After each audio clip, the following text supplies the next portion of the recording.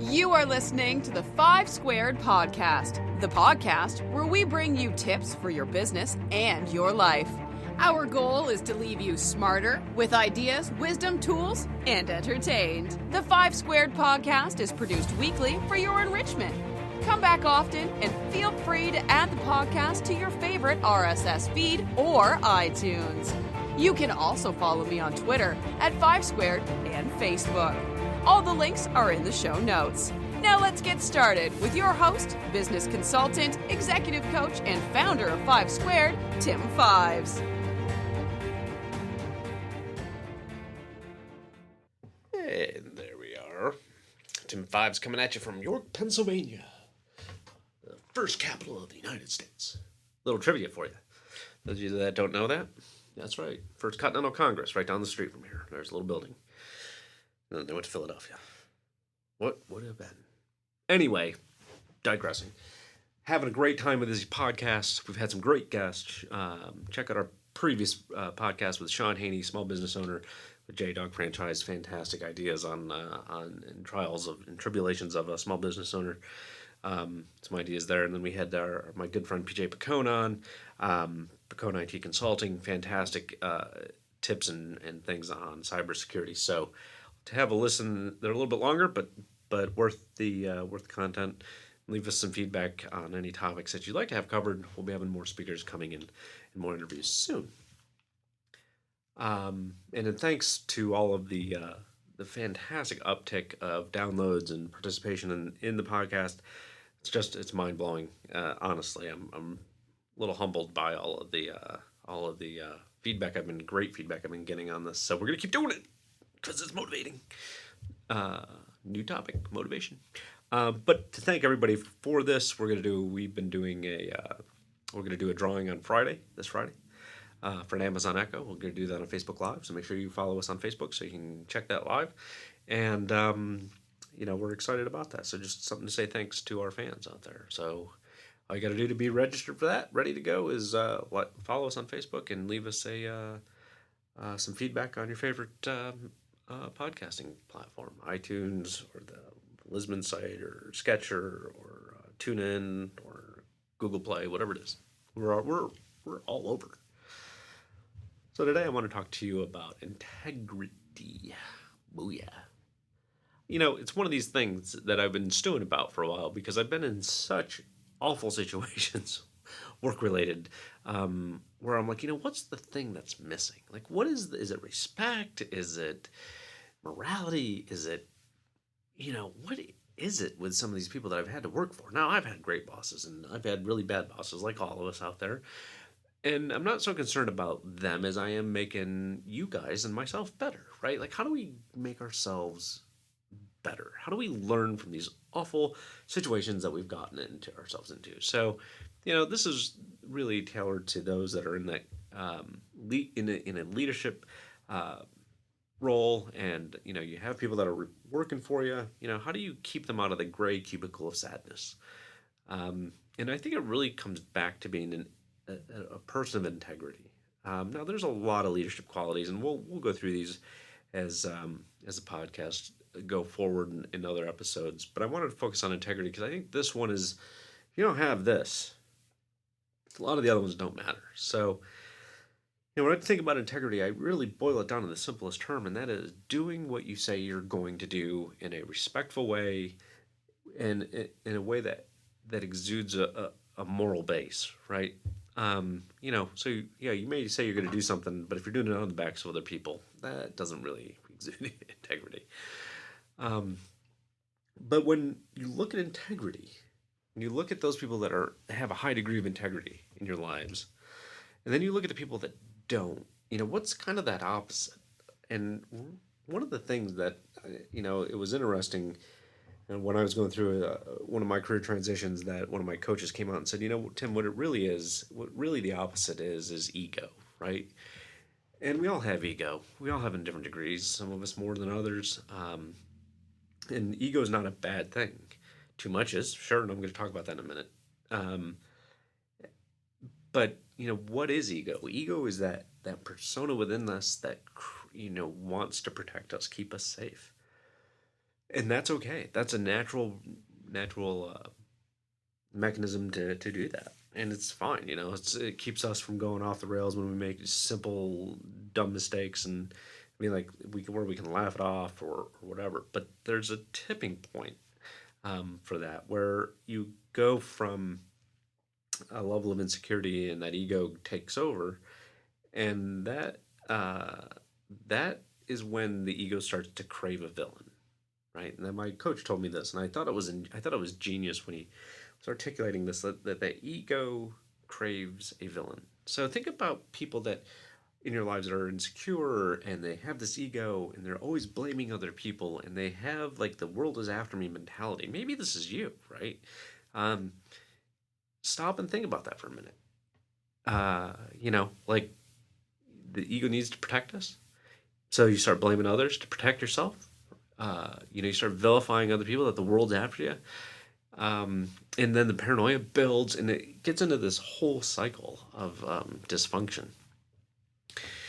And when you're a leader, you really got to check it at the door. Now, I'm not saying I'm great at this. I mean, I probably have a bigger than average ego, but I've been told. But I work on it. No one's perfect. But there's some ways to counterbalance that and keep yourself up. First of all, you got to find some some stamina from within, right? You got to have a sense of self-worth where your insecurities don't overrun you, and that's not for today's talk. But think about that. Just give that. If you're insecure about something, go figure it out. You're overweight, go lose weight. That's what I'm doing. But I don't blame others and whatnot. I take control of it, and I go after it. Um, Stop and get out of a situation. So if you find out you're lashing out, right, what are some of the side effects of having that ego and being in a paranoid state, and kind of doing the opposite of being a person of high integrity?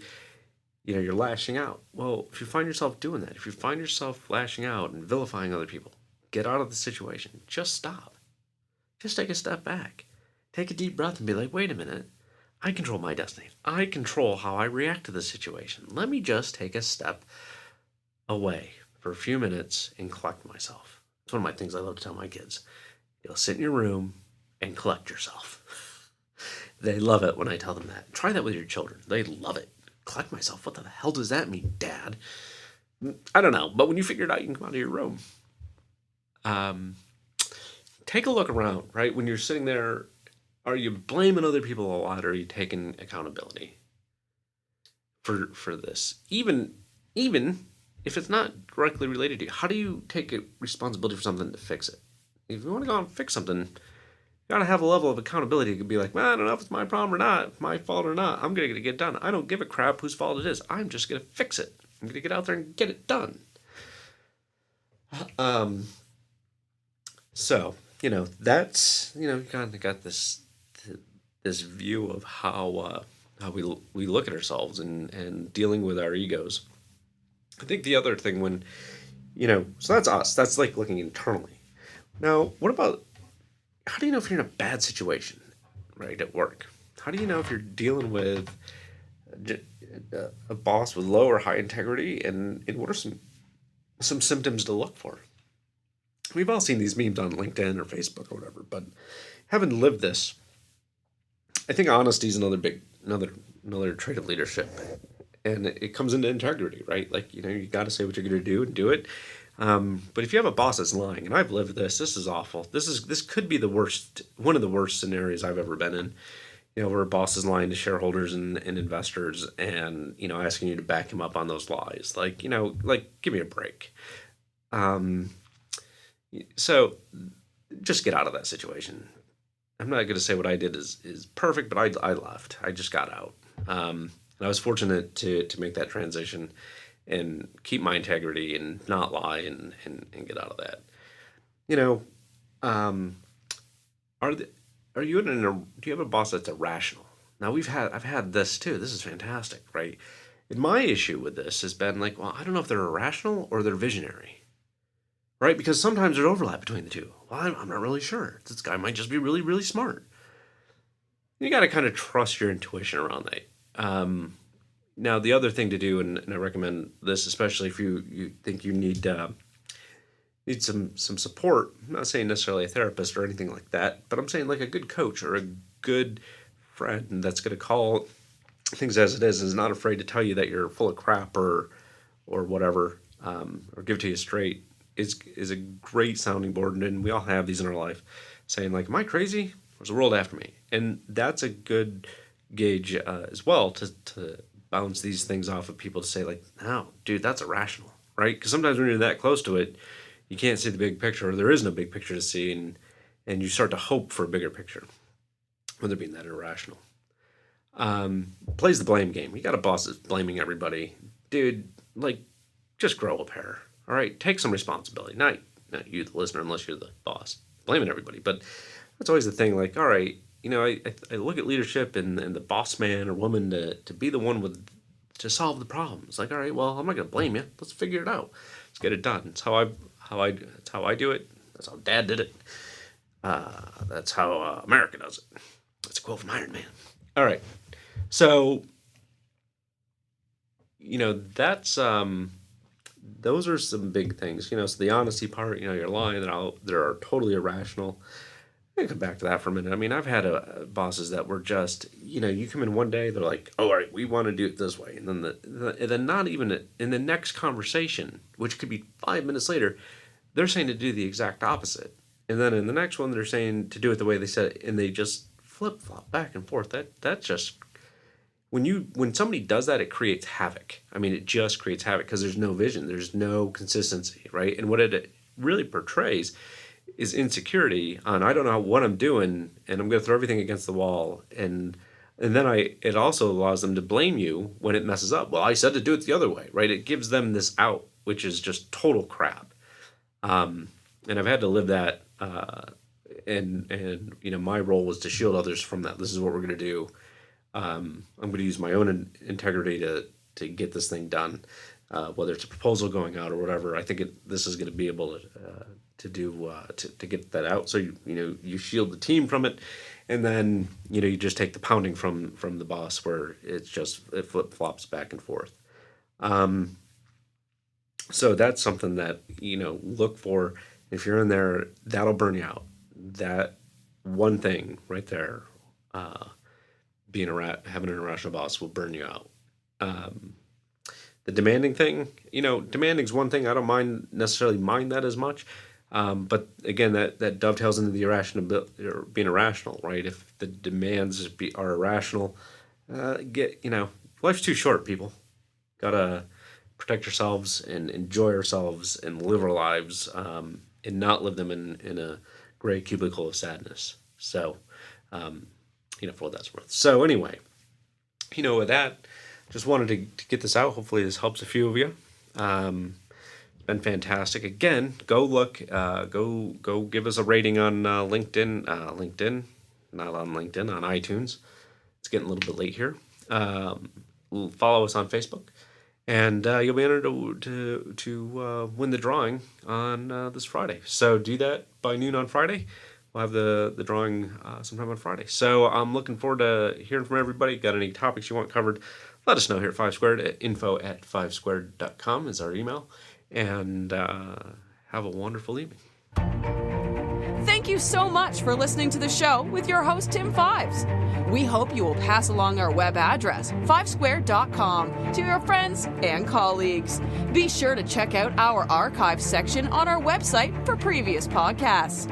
Follow us on Twitter at 5 Squared, or follow us on Facebook. This has been a 5 Squared production. Join us next time for another edition of the 5 Squared Podcast.